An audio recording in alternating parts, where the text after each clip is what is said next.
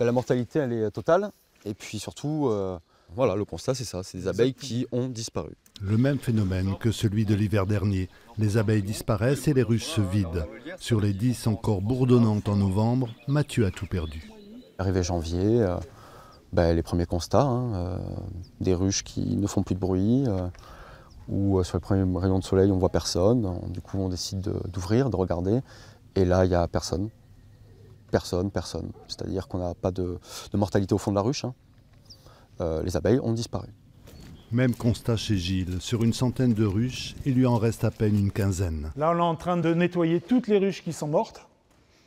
Parce qu'on ne peut pas garder les cadres, il faut les brûler. Comme il y a grosse suspicion d'intoxication, on ne peut pas se permettre que les abeilles viennent piller ce qui reste, parce qu'ils vont ramener la mort chez elles.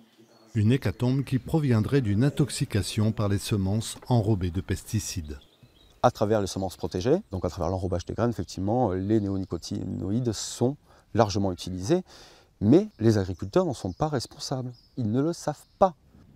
Reste que l'état sanitaire apicole est alarmant en ce début de printemps. Tous les jours, il y a des apiculteurs qui nous appellent pour des mortalités. Pour l'instant, on a enregistré 700 mortalités, 700 ruches. L'ensemble de l'entomofaune, donc c'est-à-dire des insectes, notamment des insectes volants et des autres pollinisateurs, sont totalement absents.